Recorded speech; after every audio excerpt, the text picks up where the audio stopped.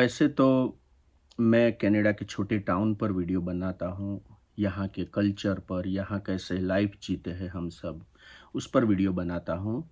लेकिन 10-12 दिन पहले जो बात हुई मैनिटोबा की बॉर्डर पर, वहाँ इंडिया के 4 लोग बर्फ़ में बॉर्डर क्रॉस करते हुए वो वहाँ मर गए।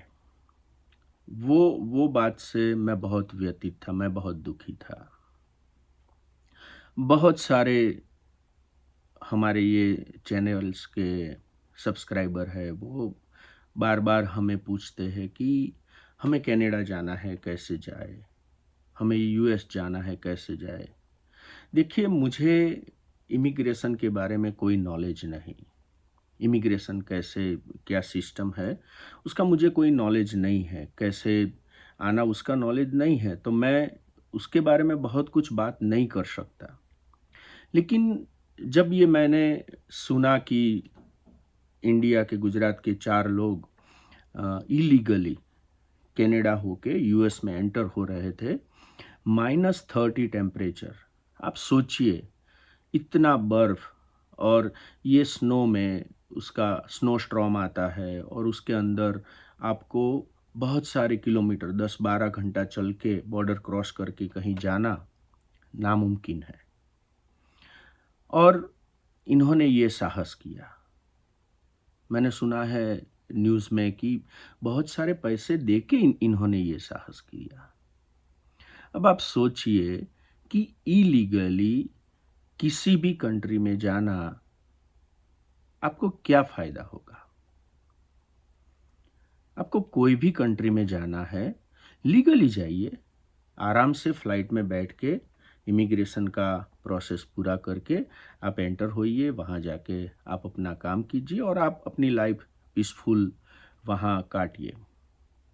हम जानते हैं कि यदि आप जिस कंट्री में हैं, उस कंट्री में आपको वहाँ अपनी खुशी नहीं मिलती है, तो आप दूसरी कंट्री में जा सकते हैं, ऐसा नहीं है। वसुधैव कुटुंबकम, the whole world is family. पूरी दुनिया एक फैमिली है, और इसीलिए हर एक कंट्री में लीगली जाने के अलग-अलग रास्ते होते हैं। यदि आप जिस देश में जाना चाहते हैं, वहाँ की इमिग्रेशन प्रोसेस को समझेंगे, तो आपको ज़रूर उसमें लीगली जाने का फ़ायदा होगा। आप सोचिए कि जो बंदा इलीगल बॉर्डर क्रॉस करके कनाडा से यूएस एंटर हो रहा है, इतनी ठंड में, -30, इतनी ठंड में अपने 5 साल के या 7 साल के बच्चे को मरते देखकर उसको कितना दर्द होगा। अपनी 12-13 साल की बेटी को ठंड से फ्रीज होकर मरते उसको कितना दर्द होगा। उसकी वाइफ को मरते देखकर, और वो कुछ कर ही नहीं सकता, किसी को बचा ही नहीं सकता। पूरा खेत होता है, पूरे स्नो होता है, आप पैर रखो, आपका पैर अंदर घुस जाएगा, आप कुछ नहीं कर सकते।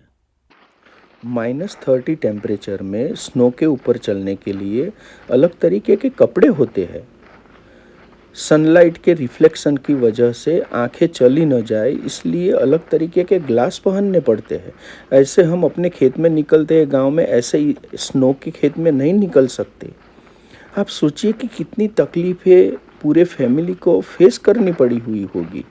पूरा बॉडी एकदम नर्वस हो जाता है, शून्य हो जाता है, आपको कोई टच करे तो भी पता नहीं चलता। और फिर फाइनली क्या आया इनके हाथ में, आप सोचिए। और फाइनली पूरा फैमिली, इतना रुपया देकर पूरा फैमिली वहाँ बर्फ़ में पूरा अंदर घुस गए और सारे लोग ठंड में मर गए। बहुत पेनफुल है। जब जब मैं ये सोचता हूँ, हमारा दिमाग पूरा व्यथित हो जाता है। हमें पता है, यदि -15-20 में भी आप ऐसे निकलते हैं, तो पूरा आपके पास यदि प्रोटेक्शन नहीं है, आप ऐसे कपड़े नहीं पहनते, तो आप नहीं निकल सकते।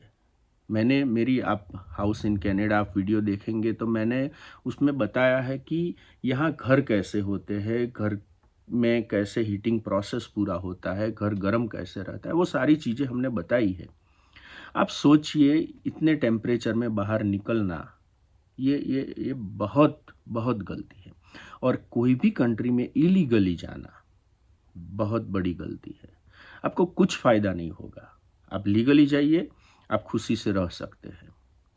मेरी हर एक वीडियो के अंदर बहुत सारे सब्सक्राइबर लिखते हैं हमें कनाडा आना है, कैसे आए? देखिए, पूरा इमिग्रेशन का मुझे पता नहीं है, लेकिन कनाडा में आने के लिए अलग अलग लीगली रास्ते हैं। आप कनाडा की गवर्नमेंट की जो वेबसाइट है उस पर आप जाके थोड़ा गूगल करके आप पढ़िए, आपको पूरा नॉलेज मिलेगा। वैसे कनाडा में आप स्टूडेंट, यदि कोई कंट्री में स्टूडेंट है और वहाँ से यहाँ स्टडी के लिए आना चाहते हैं तो आप स्टूडेंट वीज़ा लेकर आपका फर्दर एजुकेशन के लिए यहाँ आ सकते हैं। यदि आप बैक होम जो भी कंट्री में है वहाँ अच्छा आपको जॉब का एक्सपीरियंस है, आप अच्छी जॉब करते हैं, आपका एजुकेशन अच्छा है और आप वहाँ से दूसरे कोई कंट्री में जॉब करने के लिए जाना चाहते हैं और अपना लाइफ वहाँ सेटल करना चाहते हैं, तो आपको वर्क परमिट मिलता है, वर्किंग वीज़ा मिलता है और वर्क परमिट के बाद आप फिर वहाँ पीआर या सिटीजनशिप के लिए कोशिश कर सकते हैं। यदि आप अपनी मदर कंट्री में कोई बिजनेस कर रहे हैं तो आप जरूर वहाँ एंटरप्रेन्योरशिप करके वहाँ से यहाँ आ सकते हैं। उसके लिए एक बिजनेस की अलग वीज़ा कैटेगरी होती है।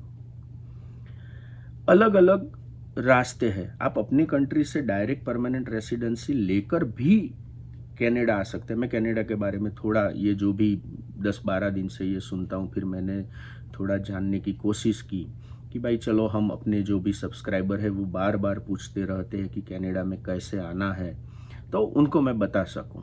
तो आप डायरेक्ट परमानेंट रेसिडेंसी लेकर भी आ सकते हैं। उसके कई नॉर्म्स होते हैं। आपका एजुकेशन अच्छा होना चाहिए, आपकी वहाँ जॉब एक्सपीरियंस अच्छी होनी चाहिए और आपका जो भी पूरा डिटेल है वो आप कोई भी कंसल्टेंट को बताइए। बहुत सारे अच्छे इमिग्रेशन कंसल्टेंट हैं। ये जो फैमिली जिस इमिग्रेशन कंसल्टेंट को मिले, मुझे लगता है कि उन्होंने उनको टोटली गलत रास्ता दिखाया। बहुत सारे मैं भी कोई इमिग्रेशन कंसल्टेंट ने ही मेरा फाइल रखा और मैं यहाँ कनाडा आया और अपनी लाइफ खुशी से यहाँ जी रहा हूँ। तो आप भी किसी के हेल्प लेकर, किसी की सहायता से या खुद आप वेबसाइट पर देखिए, वेबसाइट पर पढ़िए, आपको बहुत नॉलेज मिलेगा। लेकिन ऐसी गलती मत कीजिए। आप सोचिए कि यदि आप इलीगल है तो आपके बच्चों की पढ़ाई, आपका मेडिकल कैसे करेंगे? आपको सैलरी कैसे मिलेगी पूरी? नहीं मिलेगी। आपकी लाइफ जो है वो आप जहाँ रहते हैं वहाँ से भी खराब होगी। हर पल आपको एक डर रहेगा कि मैं इलीगल हूँ और मैं पकड़ा जाऊँगा। ये डर आपको पूरा सोने नहीं देगा, आपको सताएगा। इसलिए बेटर है आप आराम से कोई भी कंट्री में लीगली जाइए, वहाँ आराम से खुले में सबके साथ रहिए, सबके साथ खुलिए मिलिए और अपनी जॉब कीजिए। और वहाँ लीगली आप किसी भी कंट्री में जाएंगे, जैसे मुझे कनाडा का एक्सपीरियंस है, यहाँ के लोग बहुत अच्छे हैं, बहुत हेल्पफुल है, आपको पूरी सहायता करेंगे। आप कहीं भी जाइए, यहाँ जीरो करप्शन है, यहाँ सारी चीज़ें अच्छी है। मैं कहता हूँ, मैं ऐसा नहीं कहता कि भाई यहाँ मत आइए, आप किसी भी कंट्री में जा सकते हैं, लेकिन यदि आप लीगली जाए तो अच्छा है। इलीगली जाएंगे कहीं भी अच्छा नहीं है। इंडिया बहुत अच्छा कंट्री है। आप अपने फैमिली के साथ यदि खुश है, देखिए यहाँ कनाडा में यदि आप इंडिया में रहते हैं और यदि आपके घर में काम करने वाले हैं, जैसे झाड़ू पोछा करने वाले होते हैं, मैं बैक होम इंडिया से हूँ तो मुझे थोड़ा आइडिया है कि झाड़ू पोछा करने वाले लोग होते हैं या खाना पकाने के लिए लोग आते हैं।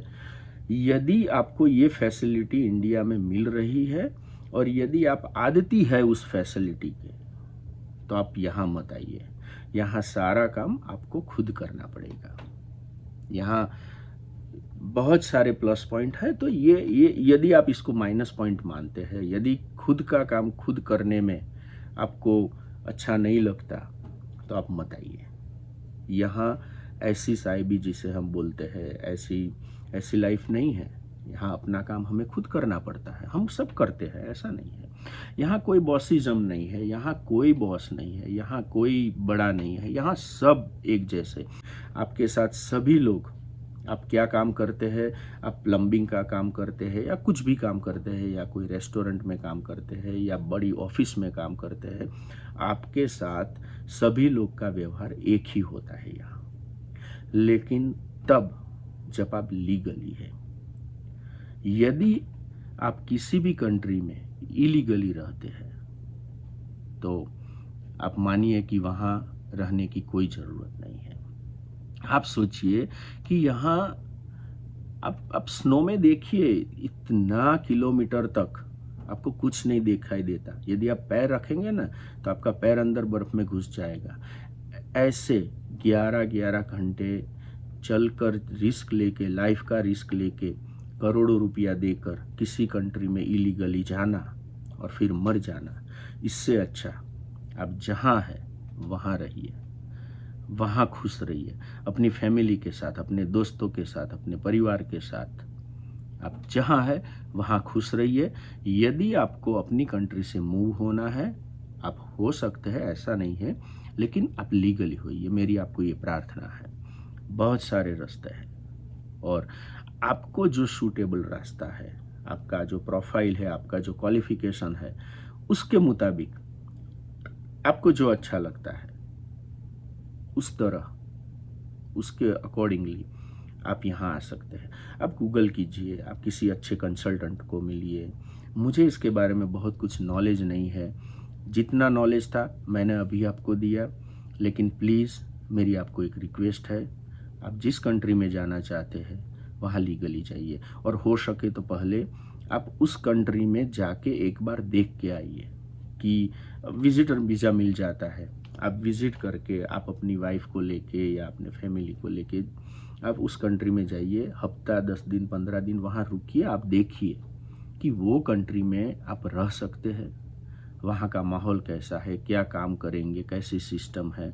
फिर आप बैक होम जाके आप अपना प्रोसेस कर सकते हैं, ऐसा नहीं है।